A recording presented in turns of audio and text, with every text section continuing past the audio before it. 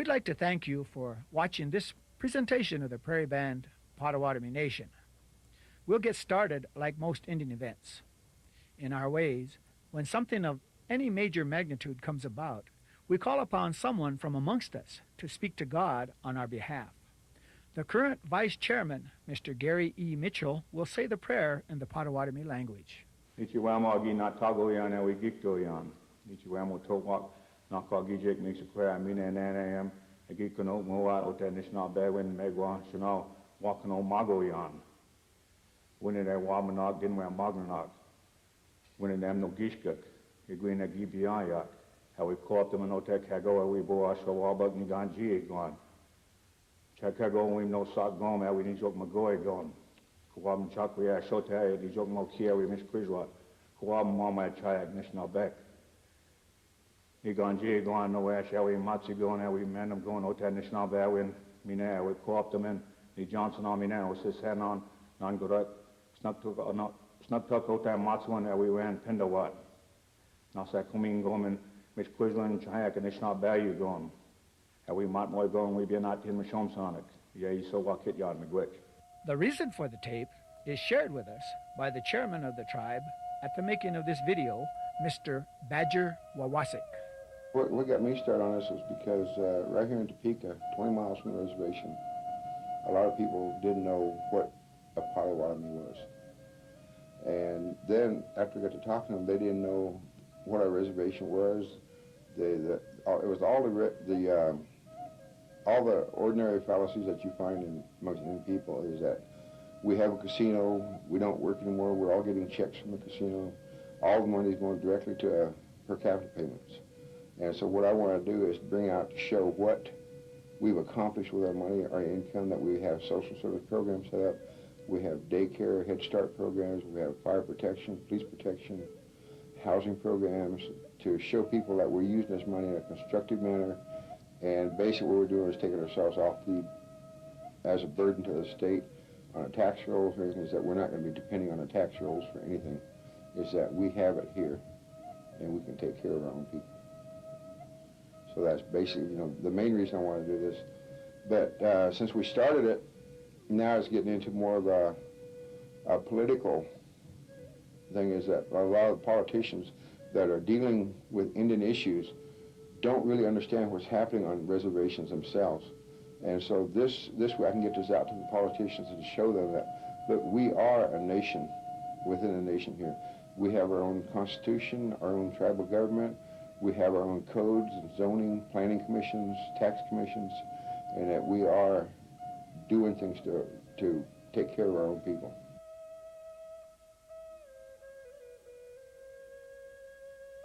The story of the Potawatomi starts predating written history. The Potawatomi's first encounter with the Western Europeans was in 1634 with a French explorer. Like most tribes, they roamed a large area for centuries untold. At one time, according to Potawatomi tradition, the Odawas, Ojibways, and Potawatomis were one tribe. Members of the Three Fires shared a similar way of life, calling themselves the Three Brothers, with the Potawatomis being considered the younger brother. Loyalties ran deep, and they often came to each other's defense in times of war. This alliance ended when the Potawatomis went out on their own and built a new fire. Originally, they roamed from the mouth of the St. Lawrence River to the lower peninsula of Michigan. But in 1641, they migrated from the lower peninsula of Michigan to the Green Bay area until 1830. This was indirectly caused by the Western Europeans, as their longtime enemy, the Iroquois Confederation, had obtained guns through trade from the white man. This gave them an advantage over the Potawatomi. In 1830, the Potawatomis went from the Green Bay area to the Platte Country of Missouri for only a short time of 7 years. This was a temporary stop based on a treaty made in Chicago that required the tribe to give up 5 million acres of land in the Great Lakes area. The next 10 years, from 1837 to 1847, was in Council Bluffs, Iowa. But then, from 1847 to the present, they have been at their current location. Vice Chairman Gary Mitchell shares these thoughts on the tribe's history. One of the things that I wanted to state too, though, is that a lot of times when now we're telling our histories, and the non-Indian people, they regard it as revisionist history. I don't think it's revisionist history, because this is the first opportunities in these last few years where people really wanted to listen about our histories. And I think what I concentrated in my work was I wanted to talk about the contributions our people made. I mean, we could open up the newspapers every day and read the negative parts, but I wanted to show the contributions that our people made over the years. And when I was going to graduate school, I wrote my first story that was published in a paper. It was about World War II and some of the contributions that some of the men on this reservation made to that effort. And that professor, he said, well, I didn't even know the Indians had to go serve in the war. And we had that through World War I, World War II, the Korean War, Vietnam. We had all these people die in that time. And I wanted to show those highlights. And some of the people, like when they were going to, another highlight of our history was when they were going to terminate our tribe. You heard about the Menominees and all them tribes. Well, we had a woman in our tribe, her name was Quad, that went up to Washington, and she went to the congressional hearings, and she fought against that. And they didn't want to hear any more from her, so they took our name off the list. Now, those are the type of things that nobody hears about. So that's what I wanted to show in my work, some of the contributions. And that's probably the highlight, you know, the things that I wanted to show, along with the different things, the other things in our history, the land that we lost. We were in the Great Lakes. We controlled 28 million acres. When we got to the Platte country, we had 5 million acres. When we went to Iowa, during this removal period, we had 5 million acres there. When we came to Kansas, we had 576,000 acres. And it dwindled down to 77,000. And today, we're about 35,000 acres. So it's not, you know, it's dwindled down all that time. And that was a contribution that we made to the greatness of this country, our land. We gave up that land so this country could do what it did. And people have often forgotten that. The removal of tribes, time and again, was probably one of the worst things that happened to the Potawatomi as a people. The Western Europeans considered the Indians problems when their land was needed. And each time they moved, another set of circumstances came up to make them move again. There have been many types of legislation from all governments, nationally and locally, that have all left the Potawatomis holding the short end of the stick. Now, a potential positive opportunity has come about. Again, current Vice Chairman Gary Mitchell. Now we have that opportunity to build that back up, and that's something that we could leave as a legacy for our future generation, provide jobs, provide good homes, and that's where I think our vision is going to be here. And it's what we have is we're playing catch up here, where we've had years of neglect to everything we've had here, and now we have that opportunity to do something about it. We don't need no. I'm a student of history. I've seen all these government policies that come through here, and there was nothing that ever helped the Indian people improve. It was always just piecemeal. We just give them a little dab of money here just to subsist. So now we have that opportunity where we could just correct the situation ourselves without any outside help. And I think that's the biggest thing that's going to happen here for us. So, for all the negativism from past history of the Potawatomi people, they have been given the potential, a new opportunity, and they seem to be making the best of it. Only time will tell about what people will be saying in the future about the history of the Potawatomi people. The way I view history is that my brother, he went to Vietnam. He went over and he got shot, and he came back, and he got into drugs, alcohol, and he had years of inner turmoil. But one day he got up and he said, I can't blame Vietnam forever. Same way with us. We can't blame history forever. We've got to move on. We've got to improve things ourselves. And that's what I believe in, too. The Potawatomis still talk about their last buffalo hunt in the late 1840s. The buffalo had been a long-time source of food, and their skills in curing and preserving the meat were extremely good. In addition, they made warm and attractive blankets from the hides. The Potawatomis received permission from the local Indian agent to head west in search of the animal.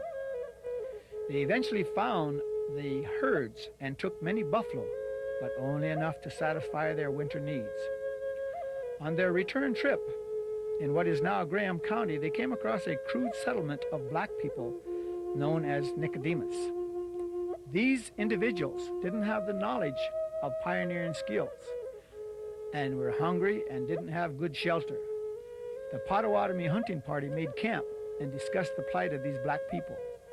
This was in the fall, and a long, hard winter awaited all in the area. So upon more discussion, the Potawatomis decided to give half of what they had to these individuals in need. This saved a community. Today, the tribe has their own buffalo herd. A new buffalo stalking program began in 1981, and the Kickapoo tribe of Kansas donated 2 head and a calf to get them started.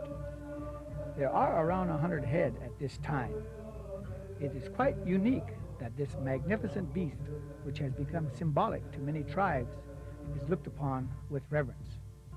In 1800, there were 40 million buffalo on the plains, but in 1900, there were less than 100, all in Yellowstone Park. Now, in addition to the tribal buffalo herd, there is a new buffalo on the Prairie Bend Potawatomi Reservation. The casino has brought many new aspects to the tribe. We're going to take a look at the various ways things have changed for the tribe. This is with the understanding that the proceeds of the casino go to the people, whereas in the private sector, they go to the individual or corporation that owns them.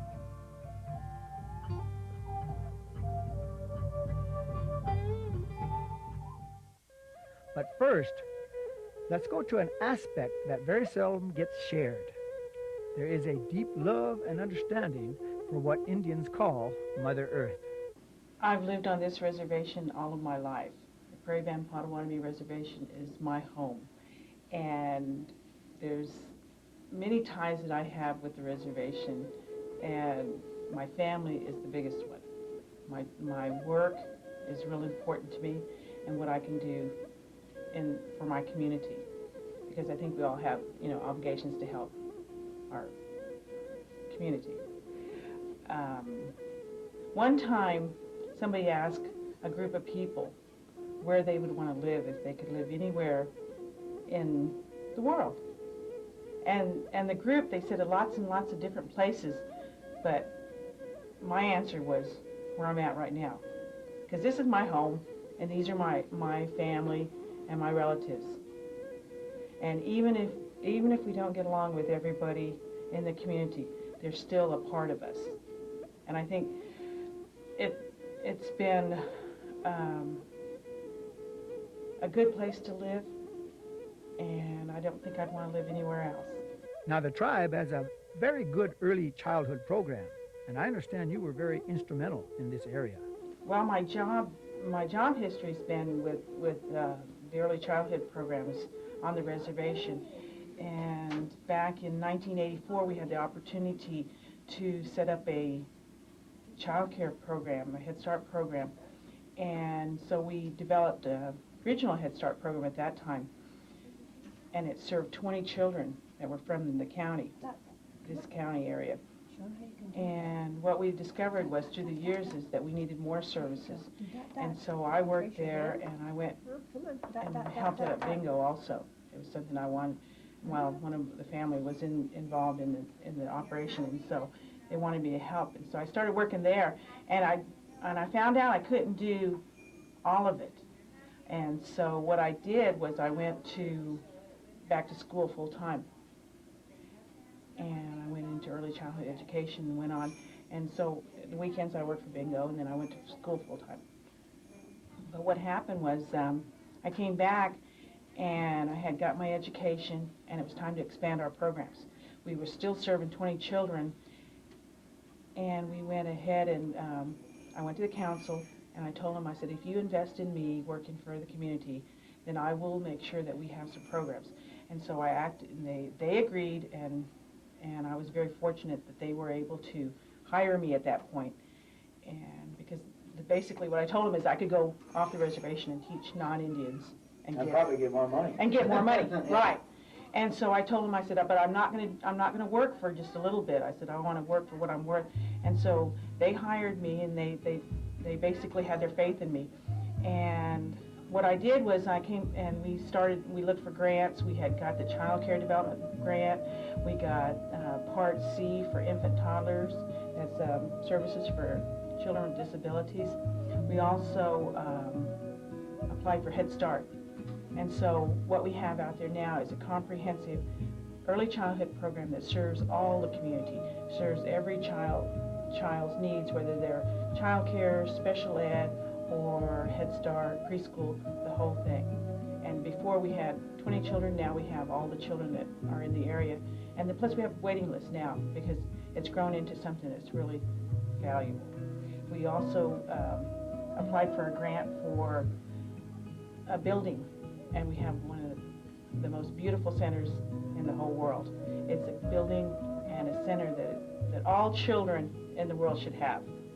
I'm not just saying that because it's ours, but it's what all children should have. And we're really proud of that. The commitment of the tribe and Early Childhood Education Center is to provide quality services which ensure a system of care and education for children, families, staff, and community. In addition, they have met the requirements to be accredited by the National Association for the Education of Young Children. Only 7% of the centers nationwide have obtained these credentials. Another program that has grown by leaps and bounds is the fire department. Here is a member of that department sharing his start in the organization. Well, to me, it's a story. It's something I like to tell. You know, when I was younger, I had said that I wanted to be a firefighter. I remember, but as time went on, you know, I fell into the role of an alcoholic, and you know, I kept going on from there, and then you know, I finally got a job with the bingo hall as a floor walker, and then I met my wife there, and you know, we got married and everything, and you know, her family was well into this. You know, her uncle was the fire chief here, Don LeClaire. Then her uncle was also in this. I think he was the assistant fire chief, and then one of my cousins was here as well as just a firefighter, and then Mary LeClaire, who's her aunt, you know, so the family's already into this business already. So you're kind of married into it. Almost a good. Yeah, when I married into it, you know, when I married into this portion, you know, they kept asking me, you know, you ought to go do volunteer status or something, and you know, at that time when I married, and you know, I didn't have nothing. I didn't have no driver's license, no GED or nothing like that. And I, you know, just at the beginning of our marriage, you know, I was trying to go ahead and start achieving all this, and you know, I started very low, and you know, now I got a CDL driver's license B, and then a GED, and but I think for the most part, that radio is what I wanted, you know, because they all carried one, and you know, you can communicate with them going back and forth without using telephone. I thought it looked cool and everything. We asked one of the more tenured firefighters what it was like, equipment-wise, at his initial start with the department. I know that the engine that we had initially at the time basically was out of service, other than carrying equipment back and forth to the scene. Things like the pump were broken on it, so you couldn't pump water. You were able to shuttle water, although it only held like 300 gallons of water on the engine.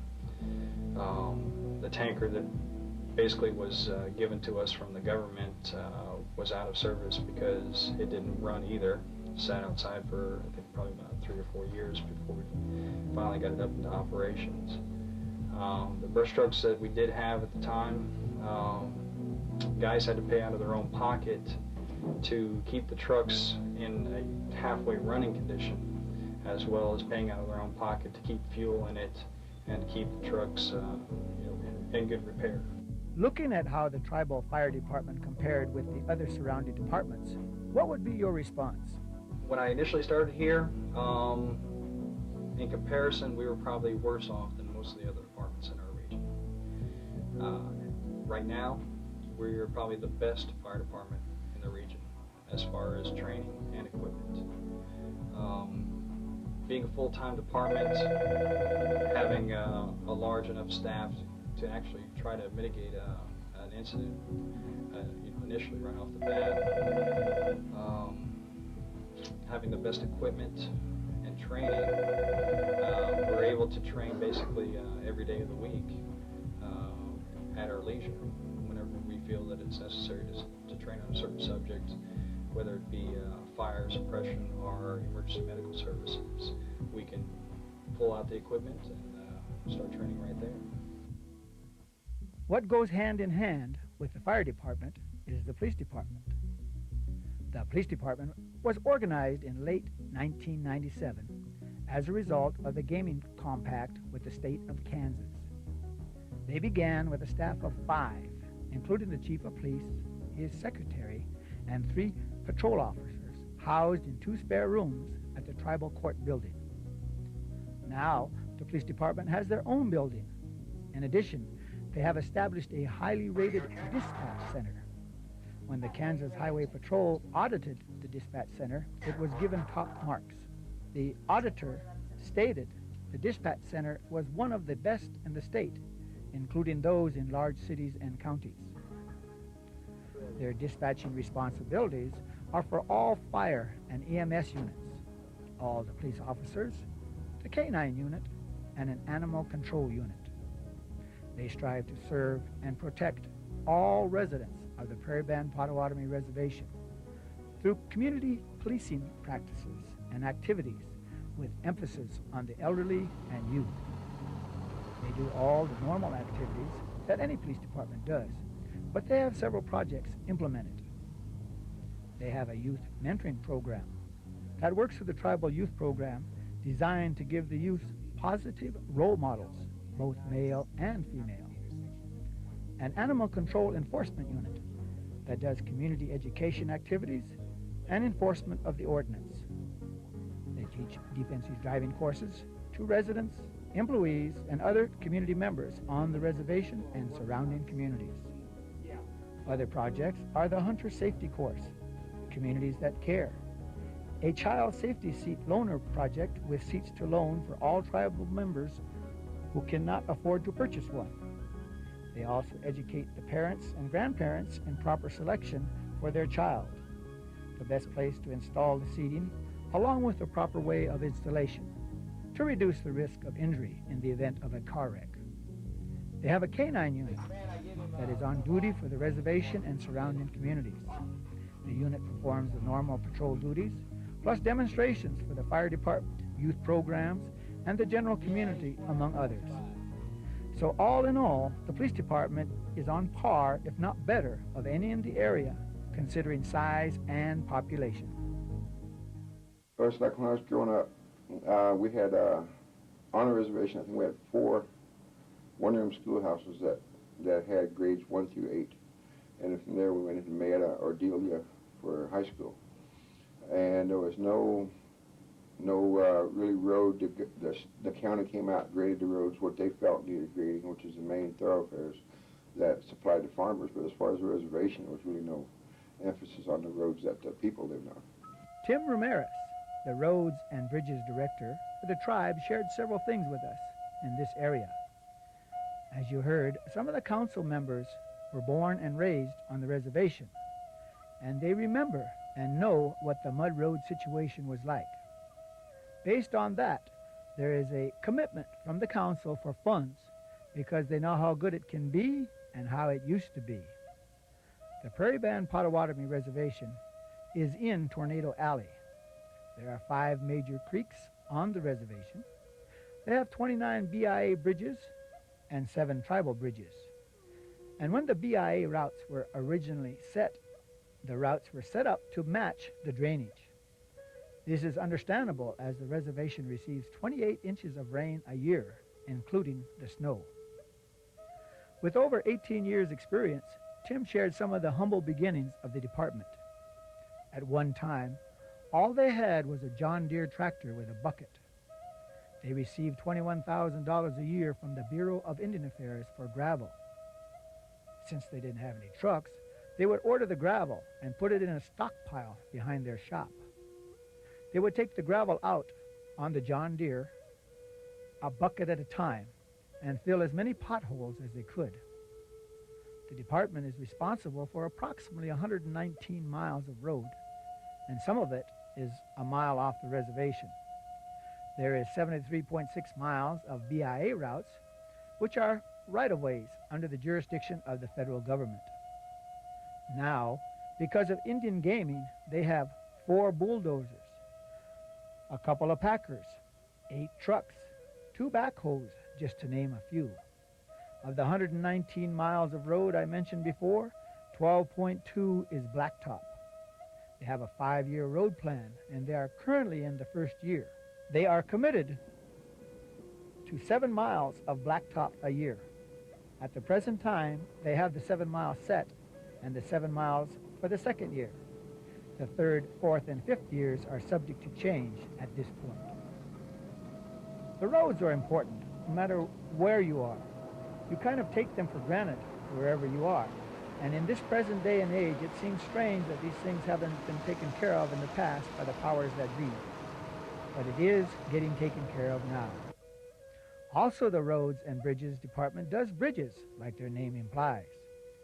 To this point in time, they have completed 7 tribal bridges. The engineering is done by Tim Ramirez, the company that sells the bridges, and the crew that puts them up on the spot. Tim jokingly said he got arrested for the Buffalo Bridge for engineering without a license on April Fool's Day, and the council had to bail him out for $100. There's another thing that Tim Ramirez is happy about that provides another success story in the department. A lot of his employees, as he described them, were knotheads or juvenile delinquents. His department hired them when it seemed nobody else would give them a chance. These employees, when given this chance, became productive citizens, and 98% of his employees are tribal members. The next program we're going to look at is the Planning and Environmental Protection Department. Their mission statement is to develop and administer a planning and environmental protection program that provides all appropriate planning, environmental services, and protection of health and wildlife habitats for the Potawatomi Reservation jurisdiction in a manner that is compatible with the Potawatomi culture. We're just trying to reduce what we throw away into the landfill. It's just a common understanding that, you know, that we take care of the land, you know, throughout Indian country. We're caretakers, you know. It's on a national level that sense of ideal about the land and about solid waste is national. So I guess being in a community this size allows us to be go-getters. You know, the support from the community is really high. You know, when we first started, we had probably 30-some people present at our Earth Day function. We just concluded our 3rd annual one here last 2 weeks ago, and we had over 300. They have an orchard. They started with indigenous plants. These plants bear food that the Potawatomis have used for centuries untold. This has given the program an opportunity to share this concept with anyone who wants to learn. Many field trips from nearby Haskell University come and observe and learn at the field level of projects like this. Now, let us take a look at the land department. The reservation today is 11 by 11 square miles, 121 square miles, and it's checkerboarded because there had been landowners, due to a lack of money to sustain their families, lack of work in the area, sold off their lands. And so the land base had diminished to a very small percentage. I would say in the last 3 years, we've probably doubled what we owned, and currently we're up to close to 40%, owning 40% of the land on the reservation, which also includes allotment tracts, the tracts that are owned by individual family members. The tribe itself owns about 8,000, probably close to 9,000 acres of land today. Since we have these, since we have land ownership, we have responsibility now to maintain the land, and that would be to, depending on the type of land that we have, some of it's used for our leasing program. We lease grazing. We also lease farm ground, and then we have haying tracts as well. And so we, by doing that, we generate more revenue that goes back into the reserves to purchase more land, and also to keep the maintenance, the land maintenance department to continue doing its job. We also have a conservation reserve program, which has been initiated by the federal government, and it's to the lands that have been poorly managed. This program is set up to bring them back to their natural state, and they're usually in that program about 10 years. Naturally, all tribes look to the youth, and their program in this area is to support all their activities, set goals, showing responsibilities, to get the youth involved in many different sports and educational activities as possible. They strive to keep the youth involved in many different kinds of situations so that gang violence, drugs, and alcohol use will not interfere with their goals. They have many activities both in today's world, and they try to perpetuate the culture among the young ones. They start the young ones as soon as they become interested in any area of culture that comes before them. Encouragement is given.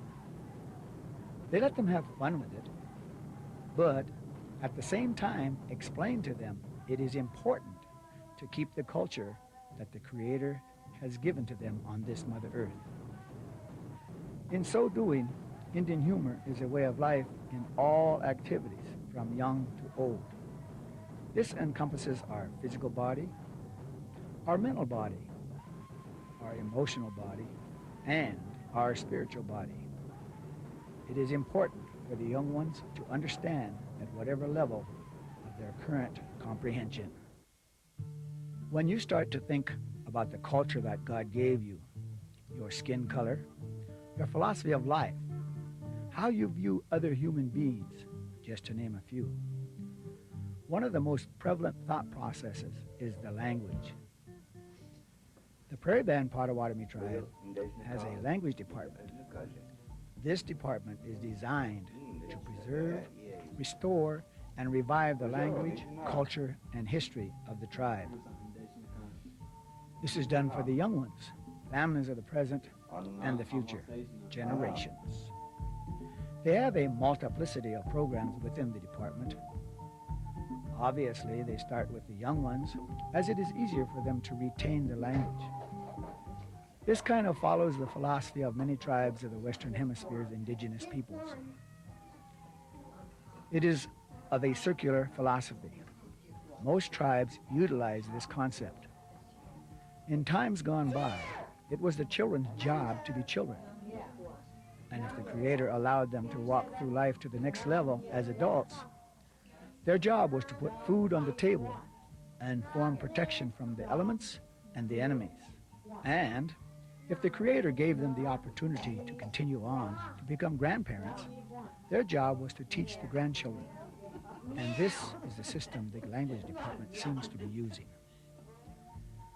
Now, looking at cultural continuity, the primary source is the elders. They are one of the prime concerns of every tribe in America. The senior citizens program of the Prairie Band is several-fold. Obviously, they try to take care of the basics first. They have a nutritional food service in place that helps the senior citizens. This is as nice a dining area as you will find anywhere at their new Senior Citizen Center. They have pleasant recreational areas for pool, watching TV, and just kicking back and visiting.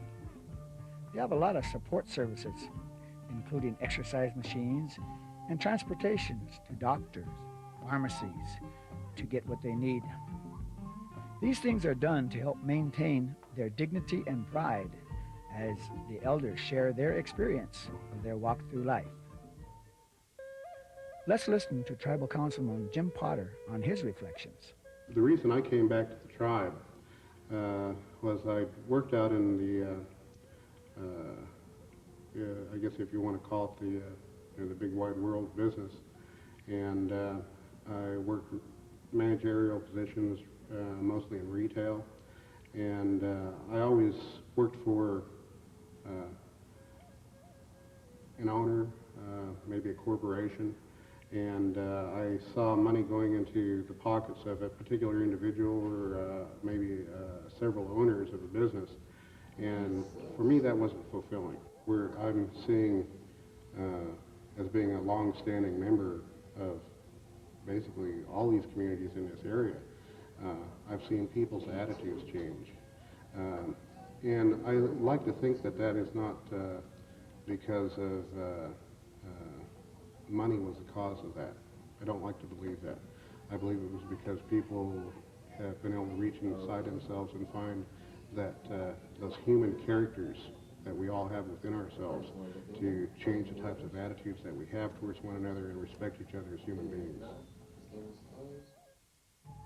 They have 35 different departments on the reservation, and obviously we can't cover all of them in the time that we have. They are pleased with their American Legion Post 410. The Potawatomi word WE-TA-SE means warrior in their language, and the tribe has a proud tradition of that. They have a newspaper that is professionally done to share with the reservation current events in all areas of the community. Naturally, education is big on the Prairie Band Potawatomi Reservation. Their goal is to develop leadership abilities to the highest level through higher education. Throughout Indian country, there is an alcohol and drug problem, just as there is in all facets of American society. The Par Ranch is a residential treatment center to help male individuals rehabilitate themselves. The Human Resources Department is proud of their growth in ethnic diversification. Out of nearly 300 employees, 59% are tribal members, 16% come from other tribes, and 24% are Anglo, with 1% from other races. So, you can see much growth has come because of this new buffalo. The history of the tribe has had much adversity, but by looking at the past, realizing what is available in the present, this can help the future. Chairman Mawasik gives us this conclusion. When I came home after working with different programs out there, I think that we can't take what we've got from the casino and take it for granted and say, well, we got this now, and let's be happy with it. I think that we need to take everything we have and use it as seed money and start diversifying, investing in different programs, different projects, economic development, so that we can become more self-sufficient and not depend on a casino, but use a casino right now as a basis to grow from, so that eventually we will have enough income from other enterprises that we can fund all of our own programs on the reservation.